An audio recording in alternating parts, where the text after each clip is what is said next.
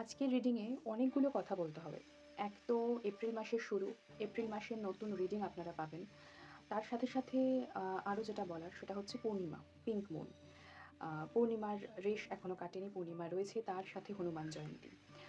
তো আমি বেসিক্যালি রিডিংটা করছি হনুমান জয়ন্তীর দিনই এবং আমি জানি না যে আপনারা কবে ভিডিওটা পাবেন। আশা করি ২-৩ দিন সময় লাগবে। মানে যাদের রিডিং করব তাদের সবার পেতে। কারণ আমি এখনও অবধি কিছু ডিসাইড করিনি কি আমি 5 এলিমেন্টস নিয়ে মানে পঞ্চতত্ত্ব, অগ্নি, জল, বায়ু এগুলো নিয়ে আমি রিডিং করব। মানে যাদের রাশি যেরকম বা যারা এই এলিমেন্টের আন্ডারে পড়ছেন, প্রত্যেকটা মানুষই তো পঞ্চতত্ত্বের মাধ্যমে সৃষ্টি এবং পঞ্চভূতেই তারা বিলীন হয়।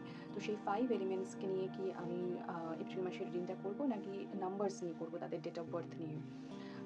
সেটা আমি এখনো পর্যন্ত ডিসাইড করিনি।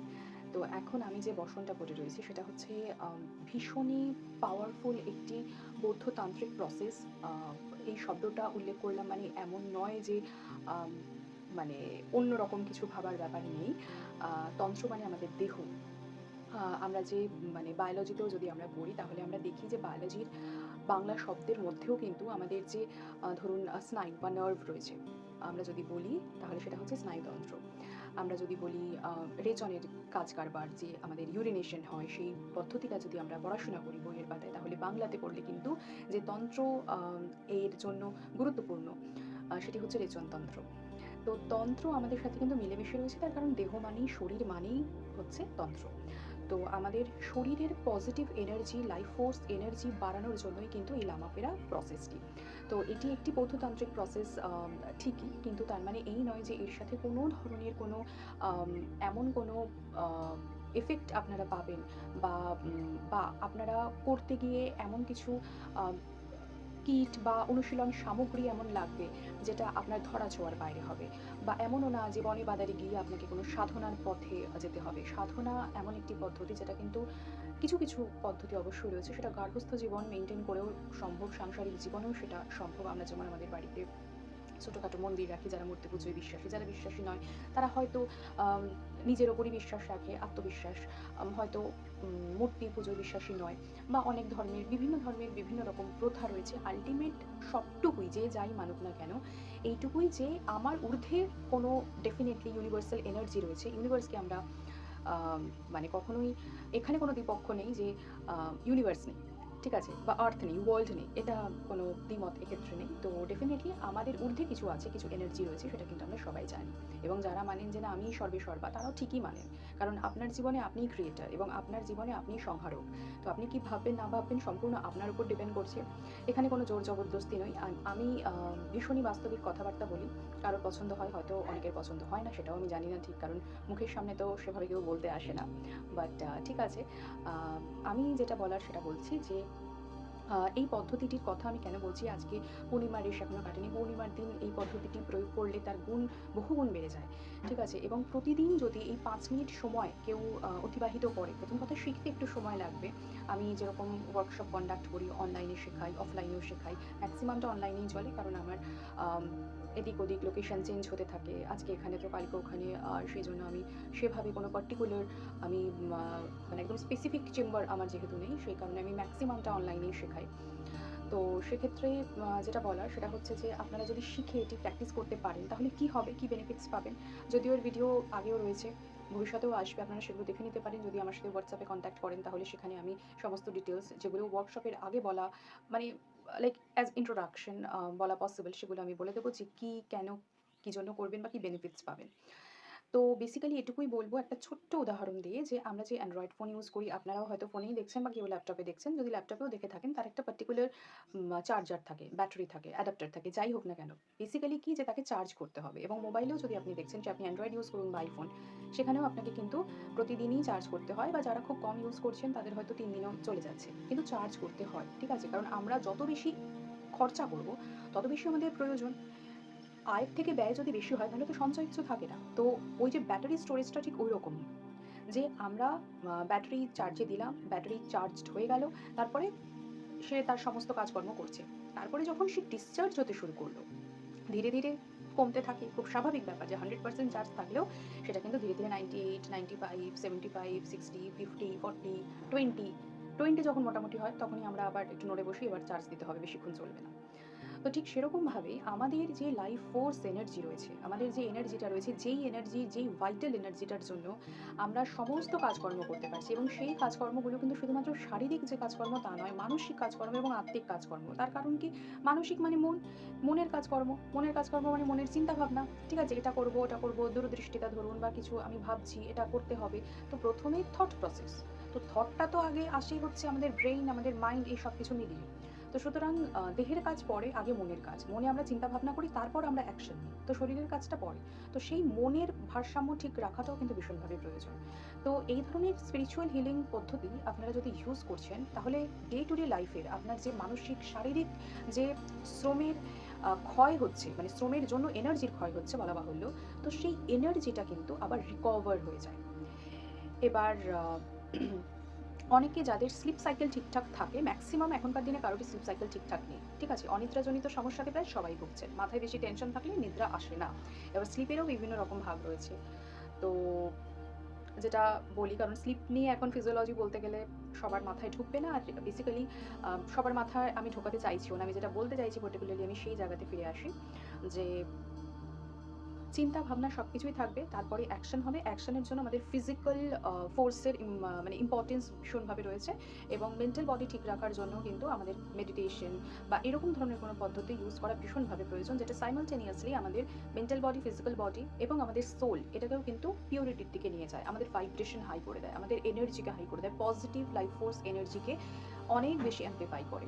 5 মিনিটের মাত্র সময় আপনার 24 ঘন্টার মধ্যে খরচা হবে। এটুকু যদি আপনি করতে পারছেন, তাহলে ডে টু ডে লাইফে যে আপনার যে ব্যাটারি, সেটা যে ডিসচার্জ হয়ে যাচ্ছে, সেটা কিন্তু রিকভার হয়ে যাবে। এবার অনেকের যাদের রিকভার হয় না, নরমালি আপনি এটা প্র্যাকটিস করছেন না, বা কোনো স্পিরিচুয়াল হিলিং এনার্জির সাথে আপনি কানেক্টেড নন, বা আপনি যোগা করেন না, মেডিটেশন করেন না, কিন্তু আপনার জীবনে অনেক রকম সমস্যা, চিন্তা, বিমর্ষতা রয়েছে, তার জন্য অনিদ্রাজনিত সমস্যায় ভুগছেন, মাইগ্রেন, সুগার, থাইরয়েডের বিভিন্ন ধরনের সমস্যা, BP, high low, each and everything. ঠিক আছে? শারীরিক সমস্যায় যেটা ম্যানিফেস্ট হয়ে গেছে আপনার বডিতে, যেটা যে অর্গ্যানগুলো রয়েছে, যেটাকে আমি প্রথমেই বললাম যে তন্ত্র, ঠিক আছে? পাচন তন্ত্র হোক, এছাড়া সংবহন তন্ত্র হোক, যাই তন্ত্র হোক না কেন, সেই তন্ত্রগুলো যখন ক্ষতবিক্ষত হয়ে যায়, তো সেই চেতনা, সেই মন এবং সেই শরীর, এগুলোকে যদি আমরা ঠিক করি, ঠিকঠাক ব্যালেন্সে নিয়ে আসি, তাহলে কিন্তু আমরা অনেক ভালো থাকবো। এবার ব্যাটারি ডিসচার্জের জন্যই কিন্তু এই প্রবলেমগুলো হয়। অনিদ্রার সমস্যাও কিন্তু ব্যাটারি ডিসচার্জের জন্য হয়। মন খারাপ হচ্ছে ব্যাটারি ডিসচার্জের জন্য। তার কারণ মন খারাপ হচ্ছে, তার মানে কি? আপনি কোনো একটা চিন্তাতে মগ্ন রয়েছেন, যেটা আপনি চান না, সেটা আপনার জীবনে ঘটে গেছে। এবার যদি আপনি স্ট্রং থাকতেন, বা যদি আপনার আরও অনেক বেশি স্ট্রেংথ থাকতো, তাহলে যেই কারণে আপনার খারাপ লাগাগুলো হয়েছে, সেই খারাপ লাগাগুলো হতো না। আপনার কাছে 2-3টে অপশন ছিল, যে আমি আরও বেশি স্ট্রং থেকে আমি সেই অপশনগুলোকে চুজ করতে পারবো। বা কেউ আমার সাথে ধোঁকা, বিশ্বাসঘাতকতা করেছে, তাহলে সেক্ষেত্রেও সে যে করেছে, আমি তাকে সুযোগ দিয়েছি করার। আমি বাউন্ডারি সেট করিনি। সে আমার যতই আপন হোক না কেন, প্রত্যেকটি সম্পর্কে একটা নির্দিষ্ট সীমা, একটা নির্দিষ্ট বাউন্ডারি ভীষণভাবে প্রয়োজন।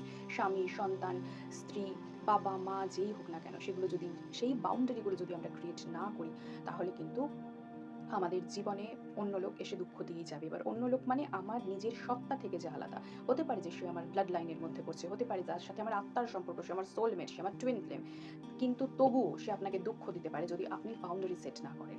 এবার যদি বলেন যে বাউন্ডারি সেট মানে কি, লিমিটেশন মানে কি, নিজের লোকের সাথে কি এরকম করা যায়? অবশ্যই করা যায়। কারণ আপনি একা জন্মেছেন এবং আপনি একাই কিন্তু মৃত্যুর পথে ঢলে পড়বেন। যখন মৃত্যু আপনার হবে, তখন কিন্তু আশেপাশের লোকেরাও, মানে এটা একটা ফিলোসফি আরকি, এবং সেটা ঠিক, যে আশেপাশের লোকেরাও চাইবে কতক্ষণে শ্মশানের কাজ মিটবে। ঠিক আছে? আমি একটা পার্টিকুলার ধর্ম নিয়ে বললাম, অন্যান্য ধর্মের অন্যান্য রুলস রয়েছে। তারাও হয়তো সেভাবে বলবে বা বলবে না, আমি জানি না। মানে এটা ন্যাচারাল ব্যাপার। এটা কিন্তু হয়। ঠিক আছে? এমন নয় যে আমি এক্সেপশন কিছু বলছি। এটা ভীষণ কমন একটা ব্যাপার। কারণ সবাই খুব তখন ডিপ্রেসড থাকে, বিহ্বল থাকে, হয়তো মানসিক ভাবে ভীষণভাবে আঘাত পায়, যেটা যাই হোক না কেন, শোকে বিহ্বল থাকে। তার জন্যই একটা রিফ্রেশমেন্ট চায়, অথবা চায় না। অথবা আশেপাশের লোকগুলো, তারা যেন বেশি বিমর্ষ না হয়ে যায়, তাদেরকে সান্ত্বনা বা তাদেরকে ভালো রাখার জন্য এই ধরনের কথা বলে। এখন তো আমি দেখেছি যে শ্মশানের আশেপাশে অনেক টি স্টলও রয়েছে। ঠিক আছে? আমি বুঝতে পারি না যে, আমি গেছি কয়েকবার শ্মশানে, কিন্তু আমি, মানে এটা আমার সাথে ঠিক কানেক্ট করে না, বা আমি এগুলোর সাথে কানেক্ট করি না, যে যেখানে আমি এতটাই বিমর্ষ, সেখানে আমি কিভাবে ফুড ইনটেক করতে পারবো। কিন্তু যাই হোক, যারা অনেক দূর দূর থেকে আসে, বা অনেকের রিচুয়ালসও থাকে যে শ্মশান যাত্রী, তাদের খাওয়াতে হয়, ঠিক আছে, কিন্তু নেশার জিনিস খাওয়াতে হবে এরকম কোনো ব্যাপার নেই। চাটা যাই হোক, আমিও খাই, ঠিক আছে, নেশা সম্পূর্ণভাবে ছাড়তে পারিনি। আম এবং সেটা অ্যাডাপ্টেড হয়ে যায় বডির সাথে। হ্যাঁ, ডেফিনিটলি কিছু, কিছু ক্ষেত্রে এই চাটা, ট্যানিনটা ভীষণভাবে হেল্প করে আমাদের অক্সিটোসিন, সেরোটোনিন লেভেলটা একটু বাড়িয়ে দেয়। গুড হরমোন রিলিজ করে। যেহেতু আমরা তার উপর আম মানে অ্যাডজাস্টেড হয়ে গেছি, অ্যাডাপ্টেড হয়ে গেছি। তো সেটাও ডেফিনিটলি আমাদের এনার্জিকে এনহ্যান্স করে। কিন্তু সেটা ক্ষতিকারক দিকও রয়েছে। কিন্তু এই ধরনের স্পিরিচুয়াল হিলিং এনার্জির কিন্তু কোনো রকম ক্ষতিকারক দিক নেই। সুতরাং ৫ টা মিনিট সময় যদি আপনি অতিবাহিত করতে পারেন, আপনি ইনস্ট্যান্ট দেখবেন যে আপনার পজিটিভ এনার্জিতে আপনি ভরে গেছেন। মানে বিদ্যুতের মতো বডিতে মনে হবে যে, "না, এবার আমি ঠিক আছি। যতই চাপ আসুক না কেন, আই এম ওকে।" ঠিক আছে? নিজেকে কখনো বিলিয়ে দিতে নেই। ঠিক আছে? সেটা ভীষণভাবে মাথায় রাখতে হয়। নিজেকে কখনোই বিলোনো উচিত নয়। ঠিক আছে? এবার এত বড়, বড় কথা আমি বলছি, তার মানে এই নয় যে আমি সম্পূর্ণটা ১০০% আমার নিজের জীবনে এটিকে আমি মানতে পেরেছি। ঠিক আছে? কিন্তু এটা উচিত। এটুকু আমি জানি। আগের থেকে অনেক শক্ত হয়েছি ডেফিনিটলি। মানুষ একদিনে হয় না। আর যার চরিত্র, আমারও আমার সবকিছুতেই ২ এর ভাইব্রেশন। তো সেই কারণে ভীষণ সেনসিবিলিটি রয়েছে, ইমোশন রয়েছে। এবং এক জায়গায় আমি শুনেছিলাম যে একটি প্রবাবলি পডকাস্ট অর ইন্টারভিউতে, পডকাস্ট নয়, তখনকার দিনে পডকাস্ট ওরকমভাবে ছিল না। একটা ইন্টারভিউতেই জেনাত আমান বলছিলেন যে, "emotion is an weapon of women." তো ঠিক আছে। মানে আমাদের যেটা আছে, আমরা যারা নারী, আমাদের যে ইমোশন রয়েছে, তাতে হয়তো আমরা বেশি আবেগতাড়িত হই, দুঃখ পাই বেশি, বেদনা হয় বেশি। কিন্তু মন ভারাক্রান্ত হয় বেশি। কিন্তু তবুও চোখের জল ফেলে আমরা হয়তো সেটাকে আ ডিসকার্ড করে দিতে পারছি সেই নেগেটিভ এনার্জিটাকে। কিন্তু পুরুষ মানুষরা, তাদেরকে শেখানো হয়, তাদের তো চোখের জল ফেলা বারণ। তো তারা সেটা করতেও পারে না। তো সবারই কিছু প্রস অ্যান্ড কনস রয়েছে। যাই হোক। তো যেটা বলার সেটা হচ্ছে, আপনারা যদি লামাফেরা শিখতে চান, যে মাত্র ৫ মিনিট সময় অতিবাহিত করে নিজেদের আরো বেশি স্ট্রংগেস্ট করতে এবং সমস্ত দিক থেকে ব্যাটারিকে ধরে রাখতে, আপনার নিজস্ব যে ব্যাটারিটা রয়েছে সেরকম ধরে রাখতে, এবং বহুদিনের কোনো দুরারোগ্য আ রোগও যদি হয়, সেখানে যদি আপনি ভীষণভাবে আম সাফার করছেন, তাহলেও সেই চেষ্টাটা করা যেতে পারে।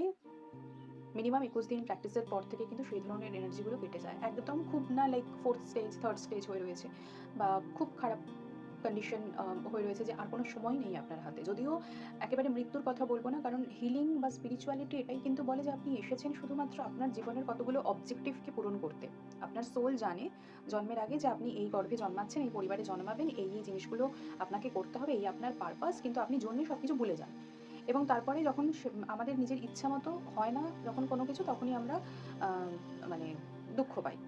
কিন্তু বেসিক্যালি আমাদের লাইফে যা কিছু হচ্ছে সবকিছু মানে প্রি-ডিসাইডেড, এবং আমরা সেটা কিন্তু অনেকটাই ডিসাইড করেছি। কিছু থাকে, হ্যাঁ, আমরা প্রারব্ধ কর্মফল অবশ্যই পাবো। কিন্তু কিছুটা কিন্তু নিজেও জানি যে এগুলো আমাদের কর্ম, এগুলো আমাকে এই মানে যা কিছু স্টোরেজ হয়েছে সেখান থেকে কিন্তু, মানে সঞ্চিত কর্ম থেকেই প্রারব্ধ কর্মটা কিন্তু আমরা পাবো।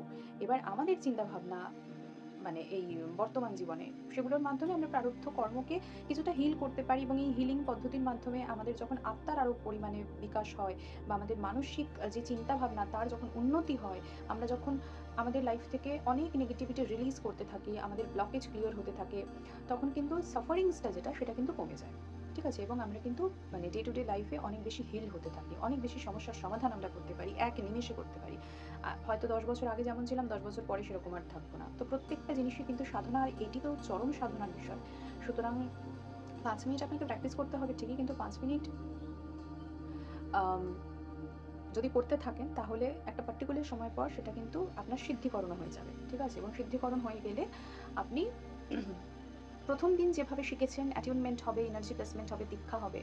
তারপরে যখন ডে টু ডে লাইফে প্র্যাকটিস করতে থাকবেন, নিজের সমস্যার সমাধান করতে থাকবেন, অন্যদের সমস্যার সমাধান করতে থাকবেন, নিজের বাস্তু সমস্যার সমাধান করতে থাকবেন।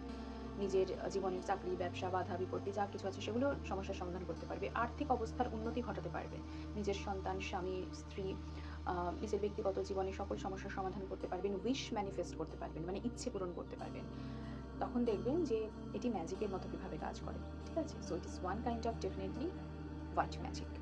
ঠিক আছে? ম্যাজিক আমি খুব একটা বলতে রাজি নই বা থাকি না। কিন্তু তাও বলি এই কারণে, কারণ সাধনা এবং সিদ্ধিকরণ হয়ে গেলে আমাদের জীবনে যা কিছুই ঘটে ম্যাজিকের মতোই, জাদুর মতোই মনে হয়। কারণ তখন এরকম মনে হয় আমার এরকম হচ্ছে, মানে আমারও এরকম হতে পারে, বা আমিও ভালো থাকতে পারি, এরকম একটা ব্যাপার। যাই হোক। তো আর দেরি না করে আমি এবার সরাসরি চলে যাব রিডিং এর ক্ষেত্রে। তো আজকে হচ্ছে হনুমান চালিসা পড়ার দিন বেসিক্যালি। ঠিক আছে? হনুমান জয়ন্তী। তো যদি কেউ অন্য কোনো দিন নাও পড়তে পারেন, তো হনুমান চালিসা, বজরং বান আজকে যদি স্টার্ট করতে পারেন করুন। ঠিক আছে? বজরং বান ১ম এ আমি কাউকে স্টার্ট করতে বলি না। হনুমান চালিসাটাই বলি। পড়বেন। ঠিক আছে? চেষ্টা করবেন করার, এবং প্রতিদিন করার চেষ্টা করবেন। ঠিক আছে? কারণ আমাদের এই কলিযুগের সবথেকে ইম্পোর্টেন্ট যে জিনিসটা প্রাপ্তি হওয়া দরকার সেটা হচ্ছে শক্ত হওয়া। দৃঢ়তা, ঠিক আছে? দৃঢ় হওয়া ভীষণভাবে প্রয়োজন, মানসিকভাবে, শারীরিকভাবেও। তো সেটুকুর জন্য হচ্ছে বজরংবলী, ঠিক আছে? তো আপনারা যারা দেখছেন এডিটিংটি তাদের জন্য। তো আমি তো প্রথমেই বললাম যে আমি কিছু ডিসাইড করিনি। তো এখন যেটা মনে হচ্ছে কথা বলতে বলতেই বা বুঝতেই, যারা আমার এতটা ভিডিও দেখেছেন তাদের জন্য পার্টিকুলার আমি কিছু মেসেজ চ্যানেলাইজ করি, ঠিক আছে? তো হনুমানজিকে ধরেই আমি করব এই যে বজরংবলী, এবং আমি লর্ড হনুমানের ডেক ইউজ করছি আজকে হনুমান জয়ন্তীতে। আমি পিঙ্ক মুনে চাঁদের আলোয় এবং যা যা কিছু প্রসিডিওর ভীষণভাবে এনার্জাইজ করেছি হনুমানজিকে। তো আমি আপনাদের সামনেই আমি লামা ফেরা প্রসেসটা করলাম নিজেকে পিউরিফাই করার জন্য, নিজের এনার্জিকে এনহ্যান্স করার জন্য, এবং আপনাদের জন্য যা তথ্য আমি চ্যানেলাইজ করছি সেগুলো যেন সম্পূর্ণভাবে সঠিক হয়, সেটুকুর উদ্দেশ্যেই সবটুকু। তো আমার পেছনে আজকে কৃষ্ণ রয়েছেন, ঠিক আছে? হয়তো খুব কম দেখা যাচ্ছে, রামও রয়েছেন। তো সবার এনার্জিকে নিয়েই আমি একসাথে আজকে শুরু করছি। আমার শ্রীকৃষ্ণের কথা এই কারণেই বললাম, শ্রীমদ্ভগবত গীতাও রয়েছে। তো যাই হোক, আর দেরি না করে আমি আজকে যারা ভিডিওটি দেখছেন তাদের জন্য আমি চ্যানেলাইজ করছি হনুমানজি আপনাদের জন্য কি বলতে চাইছেন। এটা ফর জেনারেলি সবার জন্য, ঠিক আছে? ইভেন আমার জন্য, ঠিক আছে? সবার জন্য প্রথম আজকে রিডিং, এপ্রিল মাসের প্রথম রিডিং, যে হনুমানজি আমার এবং আপনাদের যারা দেখছেন তাদের জন্য কি মেসেজ চ্যানেলাইজ করছে তার জন্মতিথিতে, হনুমান জয়ন্তীতে, সেটা একবার দেখে নেব। কি স্ট্রেংথ আমাদের দিতে চাইছে একবার দেখে নেব, তারপরে আস্তে আস্তে আস্তে আমি স্পেসিফিক রিডিংয়ে যাবো, ঠিক আছে? হনুমানজি প্লিজ আজকের ডেটে তোমার তরফ থেকে কি মেসেজ আছে আমাদের জন্য।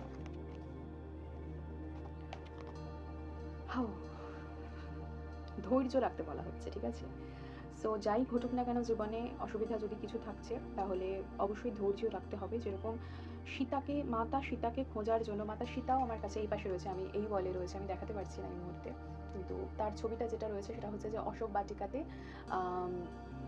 মা সীতা বসে রয়েছেন এবং দুটো হরিণ তার পাশে রয়েছে। যাই হোক, তো সবার এনার্জি একসাথে রয়েছে। আমার খুব ভালো লাগছে আজকে রিডিংটা করতে। যাই হোক, তো মাতা সীতাকে খোঁজার জন্য যে ধৈর্যটা উনি দেখিয়েছিলেন সেই ধৈর্যের ভীষণভাবে প্রয়োজন রয়েছে, এবং সব কিছু না সঠিক সময় হয়, ডিভাইন টাইমিং বলে ব্যাপার রয়েছে, কসমিক এনার্জি, ঠিক আছে?